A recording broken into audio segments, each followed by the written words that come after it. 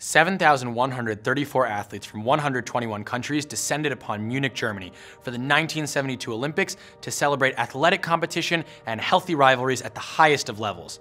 The competition was going swimmingly when, no pun intended, Mark Spitz, the Jewish-American swimmer, won 7 gold medals in a dazzling display of greatness. Olga Korbut, known as the Sparrow from Minsk, mesmerized the gymnastics world with 4 medals, and the USSR outlasted the Americans 50-49 in what is still considered one of the most contentious ends to a basketball game in sports history. But above all else, the Munich Olympics are remembered for putting terrorism on the center stage, when 11 Israeli Olympians were massacred by Palestinian terrorists. And just as notorious, the reaction of the German government, which some consider one of the most epic screw-ups in the history of terrorism. But more on that later. These events raise the questions, how could this happen? And does terrorism work?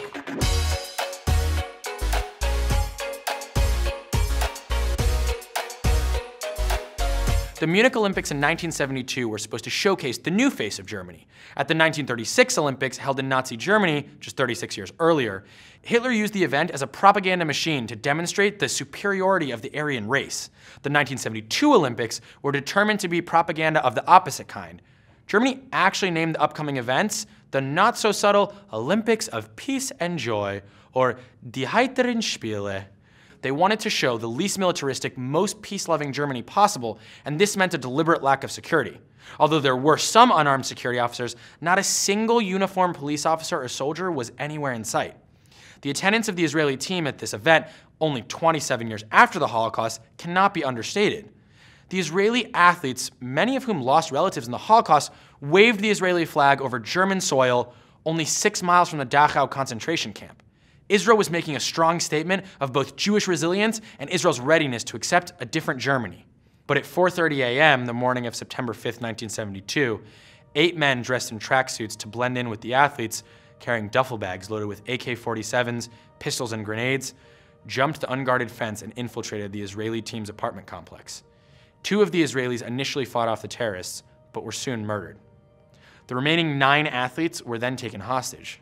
The terrorist demands that Israel release 234 Palestinian prisoners. If not, the hostages would soon be executed. Now, before we get into Germany's botched rescue attempt, let's look at the context. In 1958, Yasser Arafat and his colleagues founded Al-Fatah, an organization that advocated armed struggle against Israel. In 1964, they established the PLO, or the Palestinian Liberation Organization, with the goal of destroying Israel completely. The PLO and its affiliate PFLP, or the Popular Front for the Liberation of Palestine, began an international terror campaign of plane hijackings and bombings. Now, at the time, the PLO headquarters were located in Jordan, where at the time, 2/3 of the population was actually Palestinian. But Jordan's King Hussein was not really a fan of the PLO, and in a period infamously known as Black September, Jordan killed up to 15,000 Palestinian fighters and civilians. Soon, Al-Fatah members founded a splinter cell and named themselves Black September after this atrocious massacre. Their most notorious attack was the Munich Olympic Massacre, which the plot's mastermind Abu Daoud said had been approved by Yasser Arafat. And now, back to the Olympics. After learning of the attack, Avery Brundage, then president of the Olympics Committee, declared that the games must go on. And in typical German precision, the first athletic event of the day occurred at exactly 8:15 a.m. as 2 Israelis lay dead and 9 Israelis were held hostage. Brundage spent his day exerting pressure on German officials to get the Israelis out of the village and allow the Olympics to carry on in peace. As the other athletes were sunbathing and playing ping pong, an international nightmare lasting more than 20 hours was happening just a few yards away. Finally, 10 hours later at 3:51, the Olympics Committee finally suspended the events. Thousands of people filed out of the Olympic stadiums and gathered on the grassy hill overlooking the apartments, along with live television crews. Viewers were horrified to see that Jewish blood was being spilled on German soil yet again. Israelis and Jews around the world felt helpless, unable to defend their people. Israeli Prime Minister Golda Meir refused to negotiate with the terrorists. The German authorities turned down assistance from the Israeli Mossad, who, unlike Germany, had a specialized counterterrorism unit. And instead, they began clumsy negotiations with the terrorists. At the same time, though, without a real operational plan, German police scaled the building and prepared to attack the terrorists. But in a tremendous oversight, they realized that their actions were being broadcast on live television to not only a worldwide audience, but also the terrorists themselves. Later, the terrorists made a new demand that they and the hostages be flown to Egypt. The German authorities agreed to fly them in a helicopter to the airport where they planned to ambush them. The botched rescue attempt became a textbook example of how not to handle a hostage situation. 6 policemen, disguised as flight crew, were placed on the airplane and 5 sharpshooters lay on the perimeter. At the last minute, though, the flight crew voted to abandon their mission without consulting Central Command and just left the plane. The remaining 5 sharpshooters had no special sniper training, no radio communication, and no telescopic or infrared sights, which, if you've watched any TV or movies in the last, 50 years, you know are pretty crucial to the job of a sniper. Israeli Mossad chief Zvi Zamir was present but was ignored. It seemed to him that his presence actually made the Germans uncomfortable. And so the rescue attempt continued, lacking basic experience and technical foresight.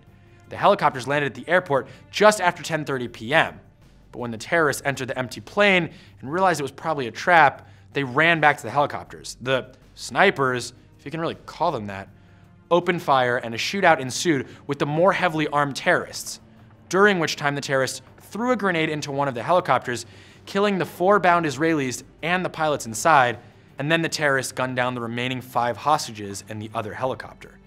At the end of the day, 11 Israelis had been killed, along with 1 policeman and 5 terrorists. In the press conference briefing the next morning, the Munich police commissioner tried to explain. The terrorists were too clever, too professional. The hostages were condemned to die. We tried all we knew, but they were not amateurs. Not exactly a ringing endorsement of the German police's competence in dealing with terrorism. Later in the day, a ceremony was held in the Olympic Stadium, but it was less about memorializing the victims, who were barely mentioned in the chairman's speech, and more about, in his words, demonstrating that the Olympic ideal is stronger than terror and violence. During the ceremony, the Olympic flag, along with the flags of most countries, was flown at half-mast, except for 10 Arab nations that demanded their flags remain at full mast. The games were then suspended for 24 hours and then continued on as planned, but the remaining Israeli athletes left Munich. The German government allowed the bodies of the dead terrorists to be flown to Libya, where they were buried as heroes. To this day, the Olympic Committee still refuses to dedicate a memorial or a moment of silence to the Munich Massacre victims, saying that it could alienate other members of the Olympic community. And it took 45 years of Israeli nudging for the city of Munich to establish a memorial at their Olympic Park in 2017. Now, if you thought the series of Germany's screw-ups ended there, nicht so schnell. Not so fast. 3 terrorists remained alive in German custody awaiting trial. But as predicted by Mossad chief Zvi Zamir, the unthinkable happened. Palestinian terrorists then hijacked Lufthansa 727 and demanded the release of the 3 imprisoned terrorists in exchange for the 14 passengers on the plane. The Germans agreed and quickly whisked the terrorists off to join their comrades. 27 years later, in the Oscar-winning documentary One Day in September, it was revealed that Germany had colluded with al-Fatah in planning the hijacking of the plane in exchange for a promise not to carry out any more terrorist attacks on German soil. For 20 years, the German government insisted that no documents existed relating to its failures. But then in 1992, a German archivist smuggled a bulging folder to the wife of one of the Israeli victims. The number of files the Germans had been hiding was over 4,000, and horrible details emerged. That the athletes had been brutalized until their bones snapped, and that one of the Israeli victims was castrated in front of his teammates. The massacre of Jews in Germany left a deep scar on Israeli society. Once again, Jews had been forced to watch the murder of their own without the ability to intervene. So within days, Israel unleashed Operation Wrath of God. The objective? Hunt down and assassinate the terrorists involved in planning the attack. In one operation, Prime Minister-to-be Ehud Barak and his deputy Muki Betzer, disguised as a blonde and brunette woman, entered Beirut with their team and assassinated several key players from both the PLO and Black September. But in a separate mission in a Norwegian ski resort in Lillehammer, an innocent Moroccan waiter was misidentified as Black September operations chief Ali Hassan Salameh, known as the Red Prince, and mistakenly murdered. As a result, Golda Meir chose to curb the operation. These events raise a lot of questions, so let's work our way backwards. The ethical implications of Operation Wrath of God remain controversial to many. According to those involved, the reason for the assassinations was not so much revenge, but more to spread fear throughout the PLO as a method of preventing future terrorist attacks. But should terrorists be entitled to due process? If terrorists operate outside the rules of war by targeting civilians, then do we still have an obligation to treat them within the rule of law? We also have to ask the difficult question, does terrorism work? In the case of Munich, the answer seems to be unequivocally yes.